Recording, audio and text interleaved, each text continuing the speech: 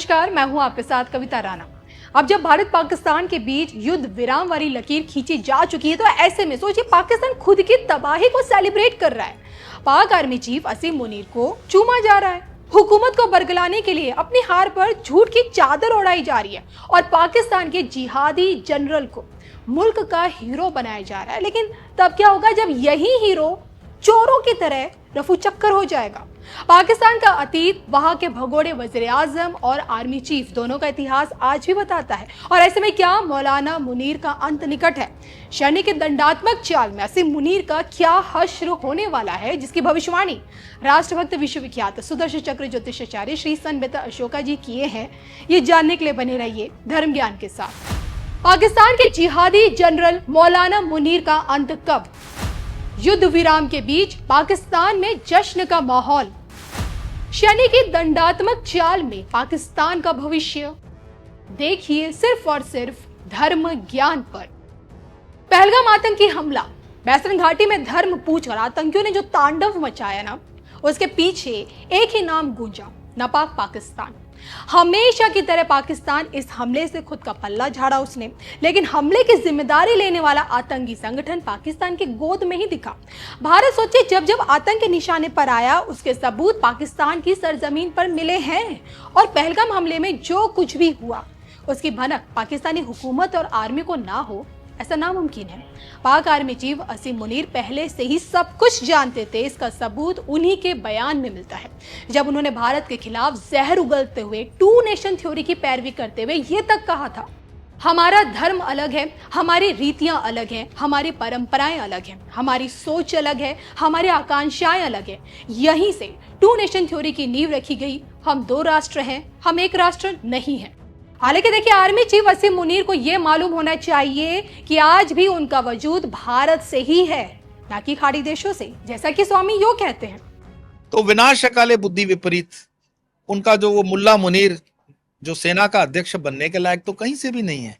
आप सोचो वो जिस तरह का भाषण दे रहा है, छपरी टाइप लोग हिंदुस्तान में होते हैं, ऐसा वो छपरी टाइप बयान है उसका। और वहां बैठे हुए वो सम्रांत सो कॉल्ड पाकिस्तानी ऐसे लगता है कपड़ों से कि पढ़े लिखे हैं, लेकिन मुझे लगता है वो इस्लाम के जगत के सबसे जाहिल लोग थे। तालियां बजा रहे हैं। तुम अपनी माओ को गाली दे रहे हो। वो जो कह रहा है कि हमारा हिंदुओं से कोई मेल मिलाप है नहीं, तो है पाकिस्तानियों, तुम जानो ना, तो तुम्हारा बाप टप टप कर अरब से आया था, ना तुम्हारी माँ कहीं बाहर से आई है। तुम्हारी माँ हिंदू है और अरब तुम्हें आज भी आधा हिंदू मानता है, इसीलिए तुम्हें वाहिद बोलता है। ये गाली नहीं है, उनके लिए पुष्प है अरब के द्वारा।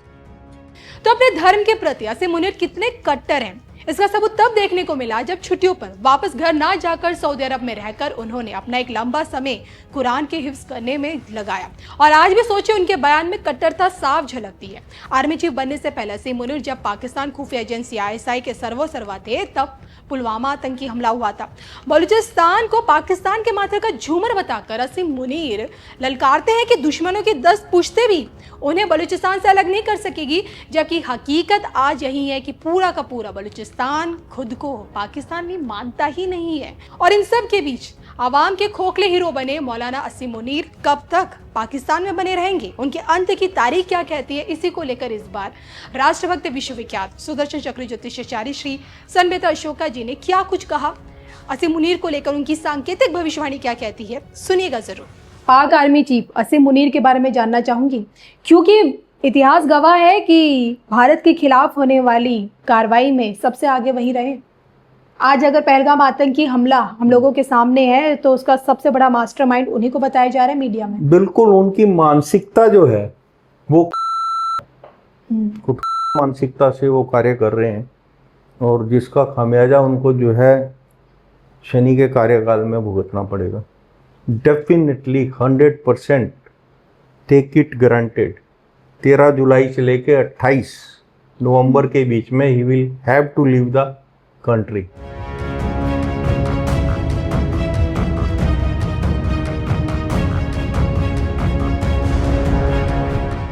साथियों, ऑपरेशन सिंदूर ये सिर्फ नाम नहीं है, ये देश के कोटि कोटि लोगों की भावनाओं का प्रतिबिंब है।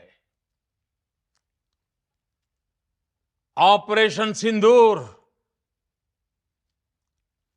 न्याय की अखंड प्रतिज्ञा है।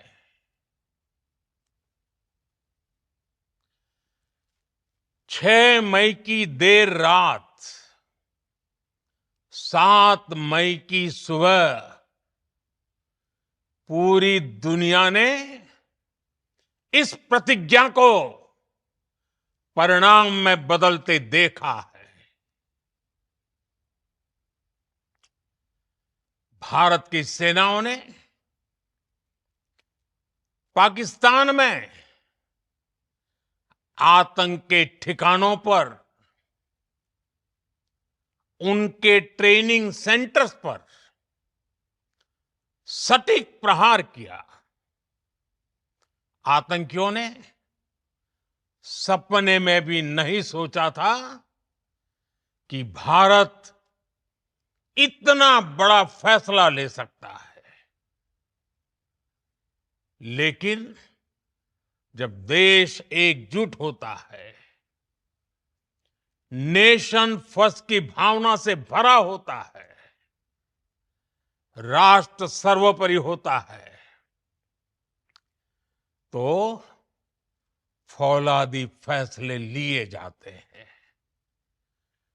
परिणाम लाकर दिखाए जाते हैं। जब पाकिस्तान में आतंक के अड्डों पर भारत की मिसाइलों ने हमला बोला, भारत के ड्रोन्स ने हमला बोला,